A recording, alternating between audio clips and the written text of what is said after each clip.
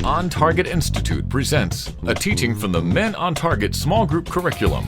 Now with today's session, On Target founder Vince D'Acchioli.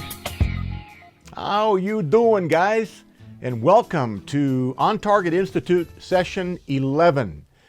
Last session, we dealt with anger.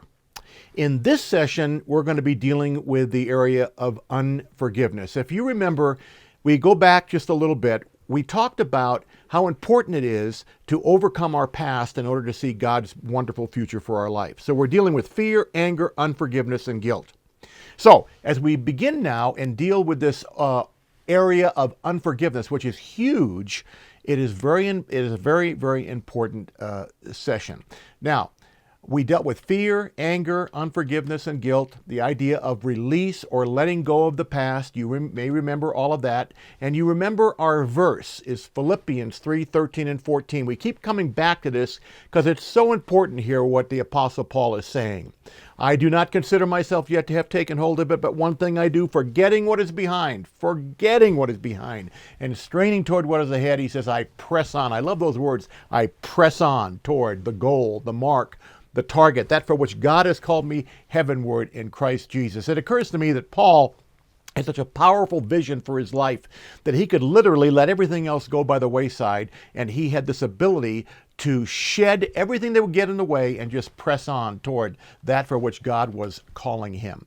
Now, as we talk about unforgiveness, I believe the number one cause of undealt with anger is in this area of unforgiveness. And what do we mean by unforgiveness? Well, it could be a wrong done by a parent or loved one as you were growing up. Maybe a boss or coworker has mistreated you, or you've been passed up for that promotion or bruised by some verbal assault, and it's very hard for you to be able to forgive the people who have perpetrated these things upon you. Gordon MacDonald has a great book called Restoring Your Spiritual Passion.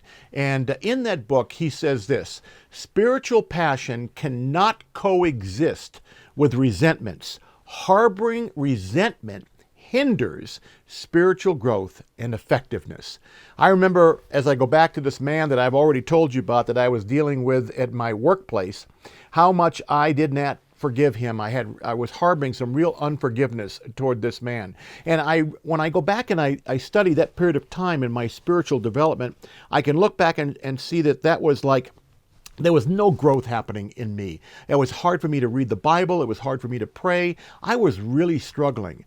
And then one day as I was in prayer, the Lord just prompted me that, you know what, Vince, you need to go to that man and you really need to ask him to forgive you. And I thought, wow, that's interesting. And so I talked to a few people about it, and I was very encouraged that I should go do that. So I did. I went and I had lunch with him, and I asked him to forgive me. And to this day, that man, I remember the look in his eye. It was like, how did you have the ability to do that? I'll be honest with you guys, if it weren't for God in my life, I couldn't have done that.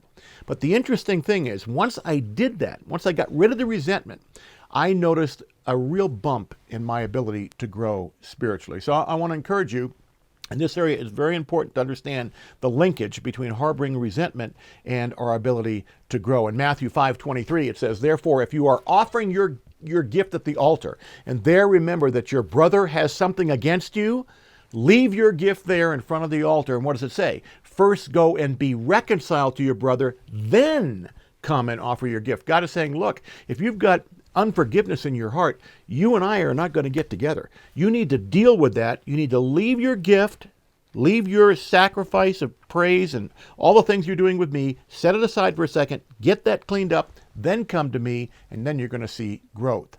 In Luke 6:37, a powerful verse, it says this. It's a very simple verse. Forgive.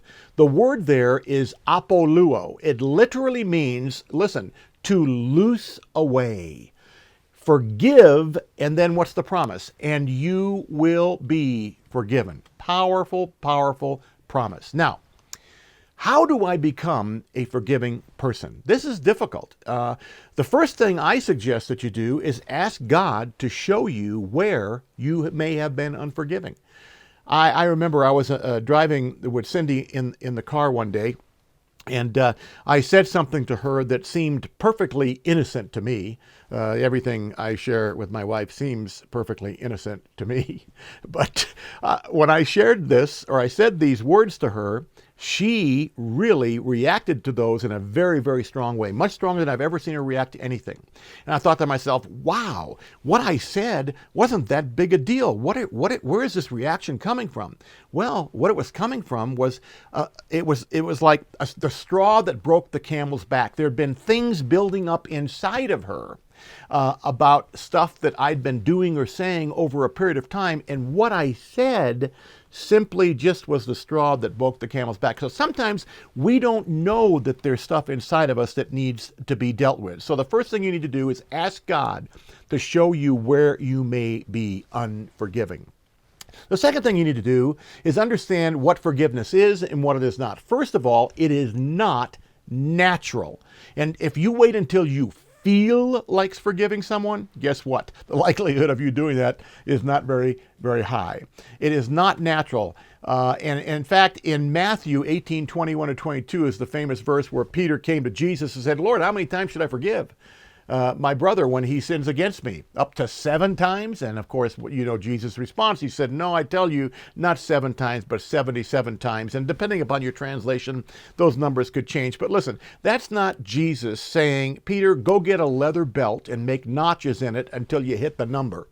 What Jesus is trying to communicate here is that it must flow through us, listen, always. We need to learn to be forgiving people. If you can't do this and you harbor unforgiveness in your heart, it will really do more harm oftentimes to you than it will do for the people that you're unforgiving toward. So forgiveness is not natural, but the second thing is forgiveness is not an option. It is not an option. Look at 2 Corinthians 5:18. You remember the command in Matthew 5:23. It says, be reconciled. 2 Corinthians 5:18 says, all this is from God who reconciled us to himself through Christ and gave us what? The ministry of reconciliation. It is our ministry to be reconciled. In Ephesians 4:32. It says, be kind and compassionate to one another, forgiving each other, just as in Christ God forgave you. One of my favorite quotes is by George Herbert. He says, he who cannot forgive breaks the bridge over which he himself must pass. And guys, we've got to remember the importance of unforgiveness. Now, look at this verse in John. I've read this verse over and over again, and I've failed to really recognize how profound it really is. Here's what it says in 1 John 2:11. Whoever hates his brother is in the darkness. Get this, guys. The hatred, the unforgiveness in our hearts can cause us to literally be in the darkness. And it says, and he walks around in the darkness. He does not know where he is going. Why? Because the darkness has blinded him.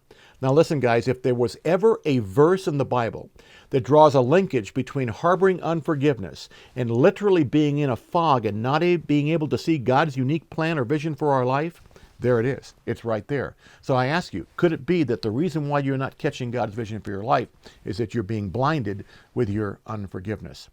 There was a book written a number of years ago called The Transparent Leader. I am privileged to have a chapter in volume 1 of The Transparent Leader. It's 19 men who have different stories that they're telling through this book. But one of the most incredible stories in the book was by Adolf Kors, the fourth, who tells the story about his dad way back in the 50s, I think. He was brutally murdered and his body was dismembered and spread over the mountains here in Colorado.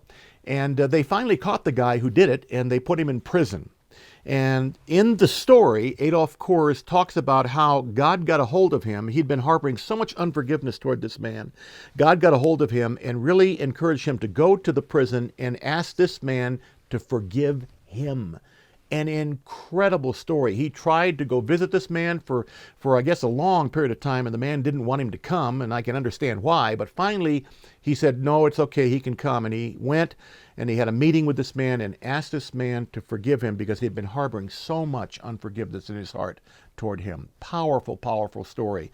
And the freedom that came from him doing that, he will tell you, was unbelievable. Now, In keeping with our promise, life implication and life application as we come to the end of these sessions is very, very important for us to understand. First of all, the life implication. Here it is. Harboring unforgiveness in your heart will, underscore the word will, hinder your spiritual growth and closeness to God. That one statement alone ought to be enough to really get us thinking seriously about the importance of letting go of unforgiveness. Now, that's life implication. Let's talk about life application. Now let's get into our discussion questions. Life application discussion. Is there someone or more people that you need to forgive? Talk about that. Maybe you've got a guy or a gal or someone in your life that would represent the same thing to you that this man that I work with represented to me. And you may need to go talk to that person and ask them for forgiveness, or you may need to forgive them. And so talk about that. Number 2, do you need to ask someone to forgive you? That's the other part of it. Maybe you need to go to someone and ask them to forgive you for your thoughts or actions or things that you may have done. And then number 3, what will you do next? And guys, that's a simple question, but it's very important. The reason why we're meeting around tables with other men is so that we can hold ourselves lovingly accountable. So when you share these things and you come back a week or 2 later, you can be able to say, here's what I did, here's how it worked. Or the men around your table can talk to you and say, hey, how did that go? And encourage you beyond that. Now, I'm really praying that you have a powerful discussion time around this topic, and I pray God richly blesses you. And until next time, don't forget about it.